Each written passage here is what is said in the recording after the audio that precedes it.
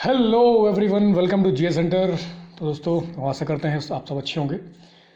तो चलिए शुरू करते हैं। हम लोग करंट अफेयर्स की सीरीज हम लोगों ने शुरू कर रखी है। तो जितना भी करंट अफेयर्स है, इंपॉर्टेंट करंट अफेयर्स है और बहुत ही छटा हुआ करंट अफेयर्स है, ठीक है। सारे एग्जाम पॉइंट ऑफ व्यू से जितने भी क्वेश्चन इंपॉर्टेंट है वो सारे हम लेकर आए हैं। तो ये अगर सीरीज जिसने कर ली, मतलब अगर आप लगातार इस सीरीज को पढ़ते रहते हैं, इस सीरीज को देखते रहते हैं, नोट्स वगैरह बना लेते हैं, नोट्स नहीं में बनाना है तो 2-3 बार अगर वीडियो देख लेते हैं, तो गारंटी बता रहा हूँ कि 90% क्वेश्चन कहीं भी नहीं जाने वाला है। क्योंकि सब जो मेन इंपॉर्टेंट क्वेश्चन है वो मैं छाट के लाया हूँ। ये मेरा पर्सनली एक्सपीरियंस है कि एग्जामिनर क्या डाल सकता है, ठीक है। तो अगर इसको लगातार कंटिन्यू करते रहेंगे, आप इसको रिवीजन करते रहेंगे, तो बिल्कुल उम्मीद है कि आप करंट अफेयर्स में तो एकदम महारथी हो जाएंगे, ठीक है। और करंट अफेयर्स रटना छोड़ो, करंट अफेयर्स को समझना शुरू करो। रटने के चक्कर में ना सब भूल जाते हैं, क्योंकि वन लाइन सिंगल लाइनर पढ़ेंगे और चीज़ों को समझेंगे नहीं, तो क्या होगा ना कि बाद में जाके एकदम गुड़गोबरी हो जाना है। तो इसलिए हम क्या करेंगे, पढ़ने के साथ साथ फैक्चुअल चीज़ें भी देख लेंगे, जिससे क्या होता है ना कि जिससे हमें याद रहेगा। तो चलिए चलिए शुरू करते हैं। आज पहला क्वेश्चन देखते हैं हम। तो पहला क्वेश्चन बोल रहा है कि 1 day reserve for women legislature. अब देखो, एक दिन किसके लिए रिजर्व कर दिया गया था? तो महिलाओं के लिए। कौन सी विधानसभा ने एक दिन जो था वो महिलाओं के लिए रिजर्व कर दिया था? तो ये था आपका, कौन सा था? ये उत्तर प्रदेश। तो उत्तर प्रदेश की विधानसभा ने एक दिन के लिए बोला कि अब इस दिन महिलाएं ही बोलेंगी। महिलाओं के लिए रिजर्व कर दिया गया था, तो इसको ध्यान रखना है। और कब किया था ये? तो 19 सितंबर। कब किया था ये दिन? ध्यान रखना है कि खासकर यूपी वाले तो खासकर ध्यान रखेंगे इसको कि 19 सितंबर को, क्योंकि एग्जाम में कुछ भी पूछ सकता है एग्जामिनर है भाई, वो यही डाल देगा। बताओ कौन सा दिन किया गया था इनके लिए? तो 19 सितंबर को किया गया था 2022 में। इसको ध्यान रखेंगे। उत्तर प्रदेश ने एक दिन किसके लिए कर दिया था? वहाँ की महिलाओं के लिए। बहुत अच्छा कदम है जो विधानसभा में महिलाएं हैं, निर्वाचित हुई हैं। तो this is the first of its kind initiative in India during this issue related to women representative and women were discuss after the question are in the Vidhansabha. अब क्वेश्चन आर के बारे में पूछा गया तो उसको भी पढ़ के जाना है, ठीक है। प्रश्नकाल, शून्यकाल के बारे में, ठीक है। शून्यकाल के बाद तुरंत बाद प्रश्नकाल आता है, तो इसको भी ध्यान रखेंगे। अगला पॉइंट यहाँ पर दिया गया कि देयर आर 47 वुमेन मेंबर। अब इसको बहुत ज़्यादा इंपॉर्टेंट है, इसको ध्यान रखना है कि कितनी वुमेन हैं। इस समय 47 वुमेन मेंबर हैं। किसमें? लेजिस्लेटिव असेंबली, मतलब विधानसभा में। उत्तर प्रदेश की विधानसभा में कितनी है? तो 47 है। और विधान परिषद में कितनी है? तो 6 वुमेन रिप्रेजेंट करती हैं, ठीक है। तो इसको ध्यान रखना, काफ़ी इंपॉर्टेंट फैक्ट है। अब उत्तर प्रदेश के बारे में हम लोग देख लेते हैं कि उत्तर प्रदेश में लोकसभा सीटें कितनी हैं, क्योंकि चुनाव होने वाले हैं लोकसभा के अगले साल। तो 80 लोकसभा सीटें उत्तर प्रदेश से आती हैं। सबसे ज़्यादा लोकसभा सीट वाला उत्तर प्रदेश है। इसलिए बोला जाता है कि दिल्ली का रास्ता उत्तर प्रदेश से ही होकर जाता है। तो इसको ध्यान रखना है कि अगर दिल्ली किसी को पहुंचना है तो उसको उत्तर प्रदेश में बाजी मारनी ही होगी। राज्यसभा सीटें कितनी हैं यहाँ पर? तो राज्यसभा सीटें 31 हैं। आगे हम बात करते हैं विधानसभा सीटें कितनी हैं? 403। और विधान परिषद सीटें कितनी हैं? 100। तो सारा इंपॉर्टेंट डाटा है, इसको ध्यान रखना है बिल्कुल उत्तर प्रदेश के बारे में। तो उत्तर प्रदेश ने महिलाओं के लिए एक दिन रिजर्व किया था। तारीख बहुत ज़्यादा मोस्ट इंपॉर्टेंट है, तारीख को याद रखेंगे, 19 सितंबर, ठीक है। इसको ध्यान रखना है। चलिए अगला हम देखते हैं। अगला क्या है? अगला पॉइंट है हमारा टूरिज्म एंड कल्चर कैपिटल। तो टूरिज्म एंड कल्चरल कैपिटल मतलब हमारी सांस्कृतिक और जो हमारा टूरिज्म की राजधानी है, उसे किसे घोषित कर दिया गया है? वाराणसी को। तो बनारस, काशी, जहाँ पर क्या है ना कि जहाँ पर जाइए तो मूछ मिलता है। तो बनारस क्या है ना, Banaras has been designated as the first tourism and cultural capital of Shanghai cooperation, SCO. तो एससीओ की पहली जो कल्चरल कैपिटल, जो आपकी कह सकते हैं सांस्कृतिक राजधानी बना दी गई है, वो कौन सी? पर्यटन और सांस्कृतिक राजधानी बना दिया गया। किसको? वाराणसी को बना दिया गया। किसमें बनाया गया था? एससीओ मीटिंग में इसको बनाया गया था। और एससीओ की कौन सी मीटिंग हुई थी? 2022 में जो हुई थी वो 2022 में ही 22वीं मीटिंग हुई थी, ठीक है। ध्यान रखना है इसको। और कहाँ पर हुई थी? तो ये समरकंद में हुई थी। तो समरकंद कहाँ पर है? उज्बेकिस्तान है, इसको ध्यान रखना है। कहाँ पर है? उज्बेकिस्तान। तो समरकंद में ये मीटिंग हुई, तो उसमें बनारस को क्या कर दिया गया है? सांस्कृतिक और पर्यटन राजधानी बना दिया गया है। किसकी? एससीओ के तहत। और 2022 में ये मीटिंग हुई थी, 22वें नंबर की मीटिंग थी, ठीक है। आगे हम बात करते हैं बनारस के बारे में, थोड़ा सा देख लेते हैं कि बनारस इंपॉर्टेंट क्यों है। तो ये बहुत ही प्राचीन शहर है। मतलब बोलते हैं ना कि जब से हमारी मतलब सनातन शुरू हुआ है, जब से कह सकते हैं कि जब से इतिहास शुरू हुआ है, तब से ही ये काशी यहाँ पर विद्यमान है। मतलब देवताओं की नगरी कही जाती है एक तरह से जान ले तो। Whose capital was Banaras. Ancient name इसका काशी था, जिसकी कैपिटल क्या थी? बनारस थी, ऐसा बोला जाता है। इट हैज़ बीन, और ऐसा था ही बोला क्या जाता है, it has been the birth place of Lord Parshvanath. तो पार्श्वनाथ के बारे में सबने पढ़ा होगा। तो बोला जाता है कि ये पार्श्वनाथ जो जैन धर्म के तीर्थंकर थे, पार्श्वनाथ 23 जो तीर्थंकर थे, उनकी ये जन्मस्थली बोली जाती है, ठीक है। तो इसको ध्यान रखेंगे। द ओल्डेस्ट संस्कृत कॉलेज, तो दुनिया का सबसे पुराना जो संस्कृत कॉलेज है वो यहीं पर बनाया गया था। किसने बनाया था? जोनाथन डंकन ने बनाया था। ये भी काफ़ी इंपॉर्टेंट पॉइंट है। तो देखो, एक पॉइंट सही में बहुत सारे पॉइंट मिल जाते हैं, क्योंकि जो चीज़ें लाइमलाइट में रहती हैं एग्जामिनर उससे रिलेटेड चीज़ें देता है, ध्यान रखना। तो हम केवल सिंगल लाइनर नहीं पढ़ेंगे। भूल जाओ जमाने कि जब सिंगल लाइनर में हम लोग बच्चे पढ़ा करते थे, बिल्कुल भी इग्नोर मत करना, क्योंकि सारे टॉपिक पढ़ के जाना उससे रिलेटेड चीज़ें, ठीक है। तो जोनाथन डंगन ने इसको शुरू किया था, कब किया था? 1791 में किया था, ठीक, ध्यान रखेंगे इसको। और during the rule of Cornwallis, तो उस समय किसके शासन था? तो कॉर्नवालिस का शासन था, ठीक है। आगे बात करते हैं कि Annie Besant establish the central Hindu college. तो सेंट्रल हिंदू कॉलेज की स्थापना यहाँ पर किसने की थी? वो की थी 1898 में एनी बेसेंट ने, ठीक। आगे चलते हैं, यही हिंदू कॉलेज बनारस हिंदू यूनिवर्सिटी का रूप ले लेता है आगे चल के। मदन मोहन मालवीय जी थे, उन्होंने इसको रूप दिया था, ठीक है। अगला पॉइंट हम देखते हैं कि नैनो फर्टिलाइजर प्लांट। अब नैनो फर्टिलाइजर प्लांट कहाँ पर लग रहा है? तो इंडिया का सेकंड जो नैनो फर्टिलाइजर प्लांट है ये कहाँ पर लग रहा है? प्रयागराज में। तो यूपी वाले ध्यान रखेंगे कि प्रयागराज में ये लग रहा है। कौन सा? भारत का दूसरा नैनो फर्टिलाइजर प्लांट है, ठीक है। अब इसको first fertiliser plant unit in India was set up in Kalol. तो पहला कहाँ पर लगा था? तो पहला गुजरात में लगा था। दूसरा कहाँ लग रहा है? दूसरा लग रहा है आपका प्रयागराज में लग रहा है, ठीक है। किसके द्वारा इनोग्रेट किया गया था? जब प्रधानमंत्री के द्वारा इनोग्रेट किया गया था। बस ये इंपॉर्टेंट पॉइंट ध्यान रखना कि 2 नैनो फर्टिलाइजर प्लांट भारत में बन चुके हैं। पहला कलूल में बना था, दूसरा कहाँ बना था? दूसरा आपका प्रयागराज में बन गया है, बन रहा है, मतलब प्रोग्रेसिंग में चल रहा है। प्रोडक्शन इसने शुरू कर दिया है यहाँ पर, ठीक है। तो ये भी काफ़ी इंपॉर्टेंट पॉइंट है, इसको भी ध्यान रखेंगे। अगला हम पॉइंट देखते हैं क्या है कि अगला पॉइंट कह रहा है कि सिनेमा टूरिज्म पॉलिसी। तो सिनेमा टूरिज्म पॉलिसी किसने निकाली है? तो सिनेमा टूरिज्म पॉलिसी निकाली है गुजरात ने। तो ऐसे क्वेश्चन बहुत ज़्यादा बोल देते हैं।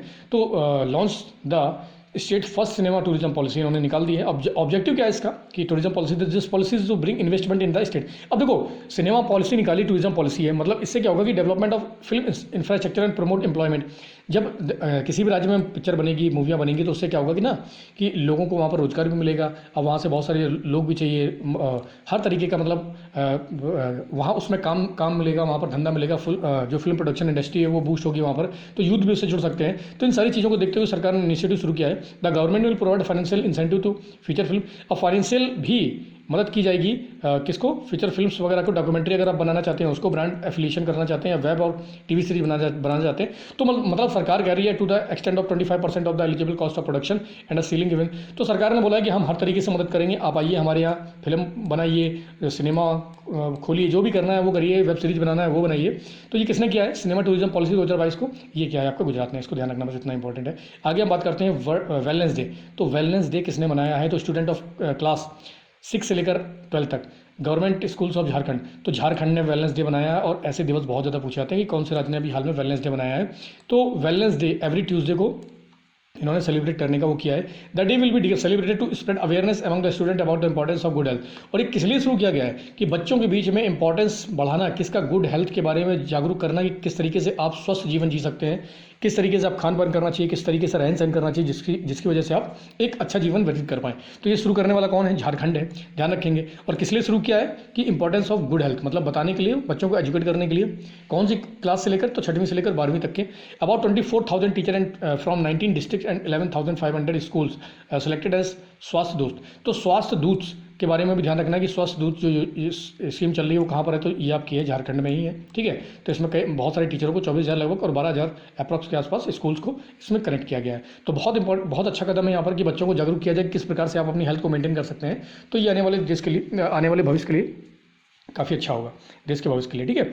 आगे बात करते हैं लिथियम सेल मैन्युफैक्चरिंग प्लांट कहाँ पर लग गया है। देखो, लिथियम भविष्य का अगर कहा जाए ईंधन, तो भाई साहब लिथियम ही है। लिथियम आयन बैटरी बहुत ज़्यादा इंपॉर्टेंट है, तो उसको ध्यान रखना है। लिथियम की खोज पूरी दुनिया में चल रही है। जल्दी कमेंट करके बताओ कि इस समय दुनिया में सबसे ज़्यादा लिथियम किस देश में पाया जाता है?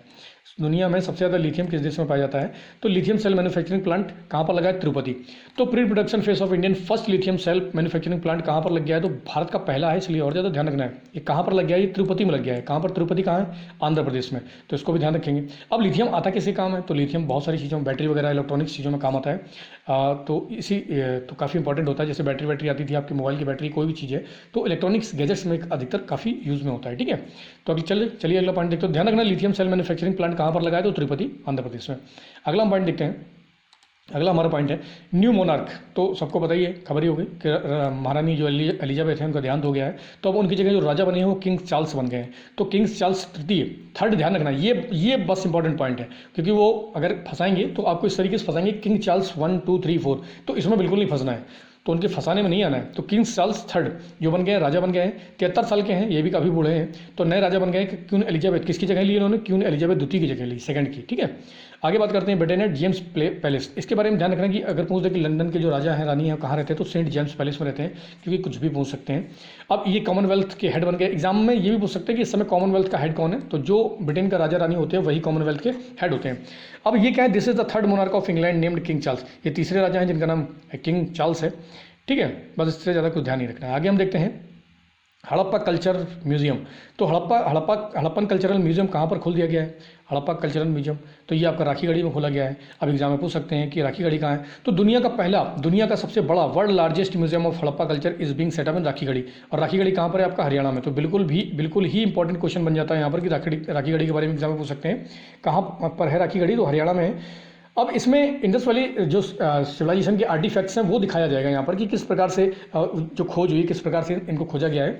तो पूरी तरीके से यहाँ पर विजिटर्स आएंगे, तो मतलब सीधा है कि उनका टूरिज्म को बढ़ावा देना है। और टूरिज्म सेक्टर हमारे लिए क्या, पूरी दुनिया के देशों के लिए, सबके लिए काफ़ी इंपॉर्टेंट है, क्योंकि यहाँ से बहुत बड़ी मात्रा में क्या जनरेट होता है, मनी जनरेट होता है। और जब पैसा देश में होगा तभी तो देश डेवलप करेगा। तो बहुत बड़ी मात्रा में यहाँ पर पैसा जनरेट होता है। तो बहुत अभी जैसे सऊदी अरब ने क्या किया कि लाइन प्रोजेक्ट शुरू किया है, लाइन बना रहे हैं। दुबई अपने हिसाब से बहुत कुछ करता रहता है, यूएई वगैरह। तो इसी प्रकार से भारत सरकार ने भी बहुत सारे कदम उठाए हुए हैं। कहीं सर्किट बना रहे हैं, कहीं भारत गौरव ट्रेन चला रहे हैं, कहीं पर म्यूजियम वगैरह बना रहे हैं। तो बहुत अच्छी सराहनीय कदम है यहाँ पर सरकार के द्वारा उठाए गए, जिससे क्या होता है ना कि जिससे टूरिज्म बढ़ेगा। जब टूरिज्म बढ़ेगा तो यहाँ पर लोग आएंगे और पैसा इन्वेस्ट करेंगे अच्छी खासे में। इससे रोजगार डेवलपमेंट बहुत सारी चीज़ें और सब बूस्ट, इकोनॉमी बूस्ट होती है, लोगों को रोजगार मिलता है, ठीक है।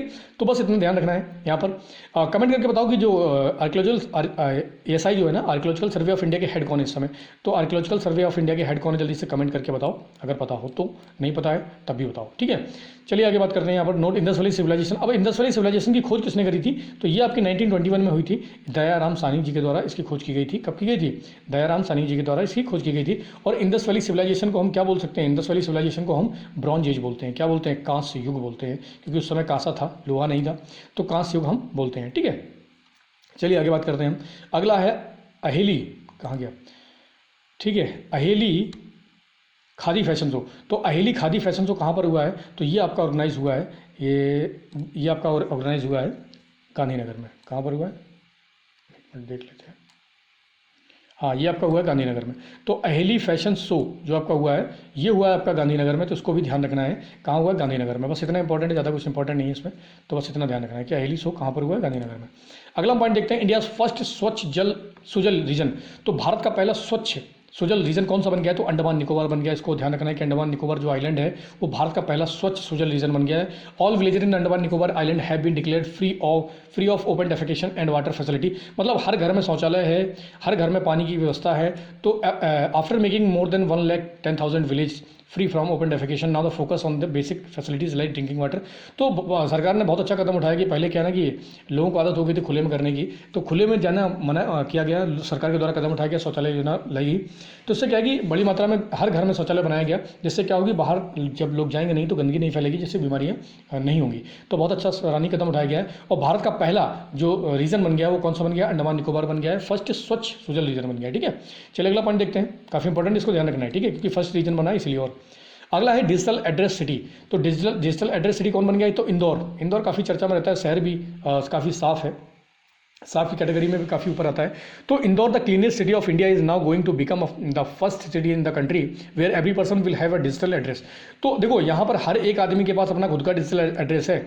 This is the complete address and location on the house will be found with just one code. मतलब हर एक घर में डिजिटली कोड दे दिया गया, भैया आप अपना उनका कोड डालेंगे, आपको उनके घर का पता मिल जाएगा। Indore is now going to fulfil the dream of India first digital address city and one nation one address. तो यहाँ पर सरकार के द्वारा जो उठाया गया कदम था कि एक नेशन एक एड्रेस होना चाहिए। तो डिजिटल एड्रेस सिटी इंडिया का पहला डिजिटल एड्रेस सिटी बन गया है कि प्रत्येक इंसान का वहाँ पर क्या है, एक डिजिटली एड्रेस हो गया है कि मतलब जैसे कोड नहीं होता है, आप कोड डालेंगे तो आपको पता चल जाएगा कि ये किसका घर है। तो इस तरीके से हर घर को एक कोड दे दिया गया है। तो बहुत अच्छी बात है। तो some youth of Indore have made an app, और एक ऐप बनाया गया जिसका नाम है पता। तो पता करके ऐप बनाया गया है, वो डाउनलोड करेंगे आप, MP जाएंगे तो खासकर इंदौर में, तो वहाँ पर अगर आप कोड डालेंगे उसी पता ऐप में तो लोकेशन बाकायदा सारी चीज़ें निकल कर आ जाएंगी। तो बहुत अच्छा सराहनीय कदम है कि वहाँ पर जैसे ही आप उसमें कोड डालेंगे, जिसके घर जाना है, तो वो डायरेक्ट आपको लोकेशन सब कुछ बता देगा उसी में। तो बहुत ही अच्छा कदम ऐसा उठाया जा रहा है, ठीक है। आगे चलते हैं, अगला पॉइंट देखते हैं। अगला क्या है, तो अगला है हमारा इंडियाज़ फर्स्ट फॉरेस्ट्री यूनिवर्सिटी। तो भारत की पहली फॉरेस्ट्री यूनिवर्सिटी कहाँ पर बनी है, तो ये बनी है आपकी तेलंगाना, असेंबली ने अप्रूव कर दिया है फॉरेस्ट्री यूनिवर्सिटी, तो तेलंगाना में बनी है। ध्यान रखना कि भारत की पहली फॉरेस्ट्री जो यूनिवर्सिटी बनी है कहाँ बनी है, तेलंगाना में बनी है। तो बस इतना इंपॉर्टेंट पॉइंट है, ज़्यादा कुछ नहीं है इससे, ठीक है। बस इसको ध्यान रखना है कि इंडिया फर्स्ट फॉरेस्ट्री यूनिवर्सिटी कहाँ पर बनी, तेलंगाना में बनी है, थर्ड फॉरेस्ट्री। और अगर बात करिए दुनिया की कौन सी है, तो दुनिया की तीसरे नंबर की यूनिवर्सिटी है। अब इससे पहले कहाँ पर यूनिवर्सिटी बनी है, तो रशिया में भी इस टाइप की और चाइना में भी है। बस इतना ध्यान रखेंगे कि रशिया में भी है, चाइना में भी। कोई भी हम चीज़ पढ़ते हैं तो उसके थोड़े से फैक्ट जानने हमें जरूरी होते हैं, क्योंकि एग्जाम पॉइंट ऑफ व्यू से काफ़ी इंपॉर्टेंट होते हैं। ये सिंगल लाइनर के बिल्कुल भरोसे मत रहना भाई साहब, टंग जाएंगे आप, तो ध्यान रखो इसको। तो रशिया और चाइना में पहले बन चुकी है, भारत में ये बनी है। तो भारत की तो पहली, लेकिन दुनिया की कौन से नंबर की है, तीसरे नंबर की है। तेलंगाना गवर्नमेंट ने इसको अप्रूव कर दिया, एफसीआरआई की मदद से बन रही है। किसकी मदद से, एफसीआरआई की मदद से इसको बनाया जा रहा है। आगे बात करते हैं, world first female camel rider team. तो दुनिया की पहली फीमेल कैमल राइडर टीम कौन सी बन गई है। अब दुनिया में महिलाएं ऊँट चला रही हैं, तो काफ़ी जिज्ञासा वाली चीज़ हो जाती है लोगों के लिए। तो महिलाएं फर्स्ट कैमल राइडर टीम बन गई है। किसकी बन गई है, बीएसएफ। किसने बनाया ये कारनामा, केवल हिंदुस्तान ही कर सकता है, और हिंदुस्तान की भी एक फोर्स जिसका नाम है बीएसएफ।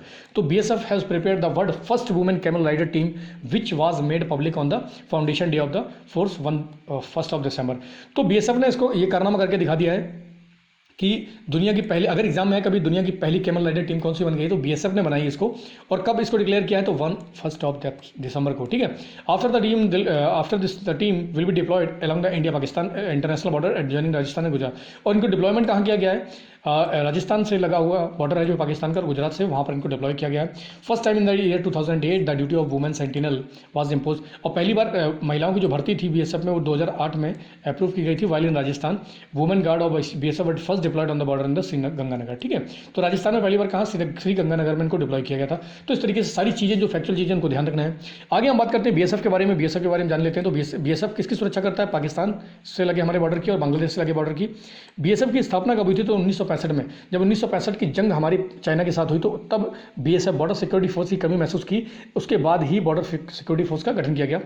अच्छा, इसका जो मोटो है, एक मोटो वाक्य क्या है, ड्यूटी टिल लाइफ, मतलब कि सेवा अंत तक करना है, जब तक जिंदगी है तब तक सेवा है। तो ड्यूटी टिल लाइफ ये भी ध्यान रखना है। इस समय करंट डायरेक्टर जनरल कौन है, तो पंकज कुमार सिंह है। सारे के सारे फैक्चुअल पॉइंट आपको एक जगह मिल गए हैं, तो उनको ध्यान रखना है, सारी चीज़ें पढ़ना है हमें, सारी चीज़ें याद रखनी है, ठीक है।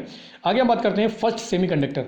अगला पॉइंट है कि फर्स्ट सेमीकंडक्टर प्रोडक्शन फैक्ट्री। तो पहली सेमीकंडक्टर प्रोडक्शन फैक्ट्री कहाँ पर बनाई गई है, तो ये बनाई जा रही है आपकी, अरे भैया कहाँ है, ये गुजरात में, ठीक है। गुजरात, देखो गुजरात और महाराष्ट्र के बीच में सेमीकंडक्टर को बनाने के लेकर काफ़ी कंपटीशन था, लेकिन यहाँ पर गुजरात बाजी मार ले गया है। तो यहाँ पर पहली सेमीकंडक्टर प्रोडक्शन फैक्ट्री कहाँ पर लॉन्च बन के तैयार हो रही है, तो गुजरात में तैयार हो रही है। बस इस पॉइंट को भी ध्यान रखेंगे हम, ठीक है। काफ़ी इंपॉर्टेंट पॉइंट है। आगे इसमें है नहीं कुछ। वेदांता ग्रुप कौन बना रहा है, तो वेदांता ग्रुप बना रहा है इसको। 1000 एकड़ की उन्होंने जमीन एक्वायर किया है। कितना, 1000 एकड़ जमीन एक्वायर किया है। टेक्निकल पार्टनर इसका कौन है, बस ध्यान रखेंगे, फॉक्सकॉन। तो Foxconn will work on as a technical partner. तो बस इतना ध्यान रखना है हमें। तो पहली सेमीकंडक्टर प्रोडक्शन फैक्ट्री कहाँ बन रही है, तो गुजरात में बन रही है। अगला हम पॉइंट देखते हैं। अगला क्या है, India's first earthquake monument. Bharat का पहला जो अर्थक्वेक मोनूमेंट है वो कहाँ पर बन गया है, जिसका स्मृति वन। तो prime minister Narendra Modi dedicate India's first earthquake memorial, Smriti Van नाम है इनका, इसका कच्छ में। तो जो भूकंप इसमें क्या होगा, अर्थक्वेक मेमोरियल कहाँ पर बन गया है, और ऐसे क्वेश्चन बहुत ज़्यादा पूछे जाते हैं। स्मृति वन इसका नाम है, और कहाँ पर है, कच्छ गुजरात में इसको बनाया गया है।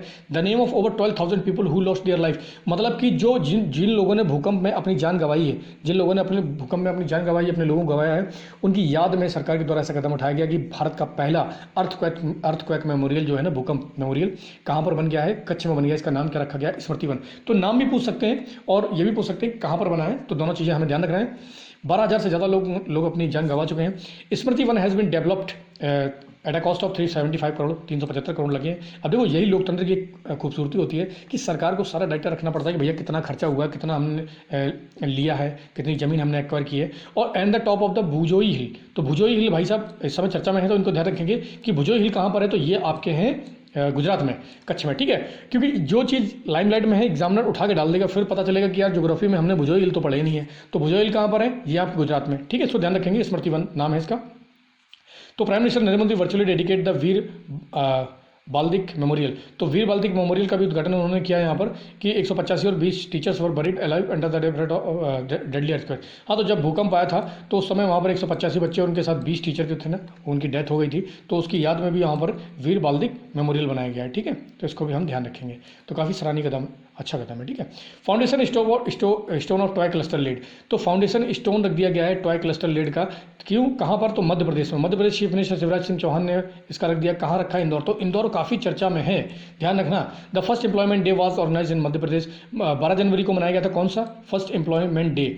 तो एम्प्लॉयमेंट डे कहाँ मनाया गया, मध्य प्रदेश में, ठीक है। और टॉय क्लस्टर का जो लेड रखा गया वो कहाँ पर रखा गया है, इंदौर में। तो इसको भी ध्यान रखना है, ठीक है। Madhya Pradesh in which employment was provided to more than 5 lakh people. मतलब अब खिलौने बनाना, जैसे सरकार ने बोला था, प्रधानमंत्री ने बोला था हमारे कि खिलौने बनाइए, अब चाइनीज़ मेड खिलौने मत लाइए, जिससे क्या होगा कि हमारा उनसे इम्पोर्ट कम हो जाएगा। तो हमारा जो ट्रेड डेफिसिट है वो थोड़ा सा कम होगा, क्योंकि चाइना के साथ हमारा बहुत ज़्यादा ट्रेड डेफिसिट है। हम मतलब चीज़ें उनसे ज़्यादा लेते हैं, वो हमसे बहुत कम लेते हैं। तो इसलिए हमारा ट्रेड डेफिसिट है, हमारा पैसा ज़्यादा जा रहा है, लेकिन वहाँ से पैसा बहुत कम आ रहा है। इसको देखते हुए मध्य प्रदेश सरकार ने एक क्या बनाया, टॉय क्लस्टर बना दिया, कहाँ पर, इंदौर में। जिससे क्या होगा कि वहाँ पर लोगों को रोज़गार मिलेगा। पहला तो रोज़गार मिलेगा, दूसरा क्या होगा कि हमारा जो डिपेंडेंसी है किसके ऊपर, चाइना के ऊपर, वो कम हो जाएगी। यहाँ से 5 लाख से ज़्यादा लोगों को रोजगार देने की लोग बात कर रहे हैं, ठीक है। पहला एम्प्लॉयमेंट डे किसने मनाया है, तो मध्य प्रदेश ने मनाया। कब मनाया, 12 जनवरी को, ये भी ध्यान रखेंगे। India's first 3D printed post office, तो भारत का पहला 3D प्रिंटेड पोस्ट ऑफिस कहाँ पर बना दिया गया, ये बेंगलुरु में बनाया गया है। अब देखो 3D प्रिंटेड का मतलब ये होता है कि बनाया कहीं और जाए, लगाया कहीं और जाए, इस चीज़ को ध्यान रखना है। मतलब पूरा स्ट्रक्चर हमने कहीं और बनाया है। जैसे मतलब कोई घर बना लेते हैं आप, तो कमरे कमरे अलग अलग उठा के देखा होगा, तो उसको बनाया कहीं और गया, लगाया कहीं और गया। तो एक और न्यूज़ में था कि 3D प्रिंटेड पहला पुल कहाँ पर बना है, तो जल्दी से कमेंट करके बताओ कि 3D प्रिंटेड जो ब्रिज है वो कहाँ पर पहला बना था, तो कमेंट करके मुझे बताओ। इसका कॉस्ट कितना है, 25 lakh to setup 1000 square feet building, तो 25 लाख इसका कॉस्ट आया है। और पहला 3D प्रिंटेड पोस्ट ऑफिस बना के तैयार कर दिया गया है। बहुत अच्छा कदम है, तो इसको भी ध्यान रखेंगे। कहाँ पर बनाया है, बेंगलुरु कर्नाटका में, ठीक है। आगे हम बात करते हैं क्वेश्चन नंबर 8, अरे मतलब अगला पॉइंट की बात कर रहे हैं, ठीक है। अगला हमारा पॉइंट हो जाता है कि नेशनल मेमोरियल हेरिटेज कॉम्प्लेक्स, ये कहाँ पर बनके तैयार हो गया है, तो नेशनल मैरीटाइम हेरिटेज कॉम्प्लेक्स कहाँ पर बनके तैयार हुआ, लोथल में। तो लोथल सिंधु घाटी सभ्यता का बहुत ही प्रमुख स्थल है, ठीक है। अच्छा, लोथल में एक बंदरगाह था, ठीक है, ध्यान रखेंगे इस चीज़ को। तो national maritime heritage complex is being build by the ministry of ports, बनाया गया, कहाँ पर बनाया गया, लोथल में। अब यहाँ पर भी क्या है कि सिंधु घाटी सभ्यता से संबंधित जो भी चीज़ें हैं, the project will be completed in different phases, it's phases will completed in the March. Lothal is an important port city था, कौन सा था, पोर्ट सिटी, तो ये काफ़ी इंपॉर्टेंट है। अच्छा, कमेंट करके बताओ कि लोथल की खोज किसने करी थी, जल्दी से बताओ कि लोथल की खोज किसने करी थी। या और दूसरा क्वेश्चन है कि लोथल किस नदी के किनारे अवस्थित है, लोथल की खोज किसने करी थी और लोथल किस नदी के किनारे अवस्थित है, दोनों चीज़ें कमेंट करके बताना है, ठीक है। अगला पॉइंट देखते हैं, पोषण अभियान। तो पोषण अभियान चलाया गया अभी हाल में, प्रधानमंत्री नरेंद्र मोदी ने पोषण अभियान चलाया। कहाँ से चलाया है, ये चलाया था आपका 2018 से 2018 को चलाया था झुंझुनू में, ठीक है। कहाँ चलाया था, झुंझुनू राजस्थान से चलाया था। Keeping in view the objective of पोषण अभियान, the government has launch mission, अभी हाल में सरकार ने इसको 2.0 लॉन्च कर दिया है। तो 2.0 कहाँ से लॉन्च किया है, ये मुझे कमेंट करके बताओ कि 2.0 कहाँ से लॉन्च किया है। पोषण मिशन तो शुरू किया गया 2018 में, ठीक है, झुंझुनू राजस्थान से, लेकिन 2.0 कहाँ से लॉन्च किया है, अभी हाल में लॉन्च किया गया है, तो वो कहाँ से लॉन्च किया गया है, कमेंट करके बताओ। आगे हम बात करते हैं इंडिया फर्स्ट बायो विलेज। तो भारत का पहला जो बायो विलेज है वो कहाँ पर बनाया गया है, तो इंडिया का पहला जो बायो विलेज है वो त्रिपुरा में बन गया है। तो दसपारा विलेज, इसका नाम क्या है, दसपारा विलेज, इसको भी ध्यान रखेंगे। In Sepahijala district has been stable first bio village, तो मतलब पूरी तरीके से बायो विलेज है, ठीक है। तो कहाँ पर बनके तैयार हो गया ये बायो विलेज, या आपका त्रिपुरा में तैयार हो गया है। त्रिपुरा की राजधानी क्या है, जल्दी से कमेंट करो, त्रिपुरा की राजधानी क्या है, और त्रिपुरा के इस समय चीफ मिनिस्टर कौन है, त्रिपुरा के जो सीएम है वो कौन है इस समय, जल्दी से कमेंट करके बताओ मुझे। अगला हम पॉइंट देखते हैं, मतलब पूरी तरीके से उन्होंने जैविक गांव बना दिया है, जैव ईंधन पर आधारित है, पूरी तरीके से गांव को जैविक बना दिया है। तो ये कहाँ पर है, त्रिपुरा में, इसको ध्यान रखेंगे। अगला पॉइंट है हमारा कि खुशियारा नदी कहाँ पर है, तो जो भी नदियाँ, अब देखो ज्योग्राफी में ये नहीं है कि ऐसे गंगा कहाँ से निकलती है, यमुना कहाँ से निकलती है, जो भी नदी नाले पहाड़ जो भी चर्चाओं में है वो एग्जाम में बहुत ज़्यादा पूछे जाते हैं। तो खुशियारा नदी सेटलमेंट किसके बीच हुआ है, तो भारत और बांग्लादेश के बीच में इस नदी का सेटलमेंट हुआ है। किस चीज़ को लेकर है, वाटर शेयरिंग को लेकर है, इसलिए काफ़ी चर्चा में और ज़्यादा है, ठीक है। तो खुशियारा नदी पूछ सकते हैं कहाँ से निकलती है, कहाँ से बहती है, किन के बीच में बॉर्डर बनाती है, तो ये इसको ध्यान रखना है। अब इसमें हुआ था कि the joint river commission of Indian Bangladesh was form, 1972 में जॉइंट कमीशन बैठा था इसको लेकर, और मुद्दा रिजॉल्व नहीं हो पाया था। अब खुशियारा जो नदी है ये किसकी ट्रिब्यूटरी है, Kushiyara river is a distributary river between Bangladesh और असम, ये किसके बीच में बहती है, असम और बांग्लादेश के बीच में बहती है, ठीक है, ध्यान रखेंगे। It is from the Indo Bangladesh border branch of the Barak river when the Barak is separated from the Kushiyara and Surma, ठीक है। तो यहाँ पर सीधी सीधी बात है कि कहाँ किसके बीच में बह रही है, तो बांग्लादेश और असम के बीच में ये बहती है। अब बात करते हैं कैपिटल ऑफ बांग्लादेश क्या है, तो ढाका है। करेंसी क्या है, टका है। प्राइम मिनिस्टर कौन है, शेख हसीना है। तो सारी चीज़ों को ध्यान रखना है, ठीक है। अब ये एक तरीके से कह सकते हैं किसकी ब्रांच है, ये बराक नदी की ब्रांच है। बराक नदी चर्चा में है तो बराक के बारे में पूछ सकते हैं, खुशरा नदी के बारे में पूछ सकते हैं, तो ये भी ध्यान रखना है, या सुरमा नदी के बारे में पूछ सकते हैं। तीनों चीज़ें ध्यान रखना है, ठीक है। आगे हम बात करते हैं, अगला पॉइंट है कि Homi Bhabha centre hospital and research centre. तो Homi Bhabha centre cancer hospital and research centre कहाँ पर बना है, तो ये आपका बना है मोहाली पंजाब में। तो काफ़ी बढ़िया है, मतलब सरकार के द्वारा उठाया गया कदम। तो प्रधानमंत्री जो नरेंद्र मोदी हैं उन्होंने डेडिकेट किया है Homi Bhabha cancer hospital and research centre, कहाँ पर, मोहाली पंजाब में। और किसने बनाया, तो टाटा मेमोरियल सेंटर ने बिल्ड किया इसको। तो काफ़ी इंपॉर्टेंट पॉइंट थे, सारी काफ़ी इंपॉर्टेंट फैक्चुअल पॉइंट थे। तो इनको पढ़ना है, इनको देखना है। देखो करंट है ना, करंट रिवीजन करते रहो बस, और ज़्यादा रट्टा नहीं मारना है। सिंगल लाइनर करंट नहीं पढ़ के जाना है। देखो सिंगल लाइनर से कोई फायदा नहीं है, आप सिंगल लाइनर पढ़ेंगे लेकिन कोई फायदा नहीं होने वाला, वहाँ पर भूल जाएंगे। तो करंट को हमें रट्टा नहीं मारना है, करंट को हमें समझना है, और जिस दिन समझ में आ गई उस दिन बार बार हमें पढ़ने की जरूरत नहीं पड़ेगी। तो इसी प्रकार लगातार पढ़ाई करते रहो, लगातार मेहनत करते रहो और देखते रहो। इसको नोट्स बना लो, 2-3 बार रिवीजन कर लो, बस गारंटेड है कि आपका 80-90% कहीं भी नहीं जाने वाला है। तो लगातार इसको देखो, लगातार पढ़ाई करो, ठीक है। तो आज के लिए इतना ही बहुत है। जय हिंद।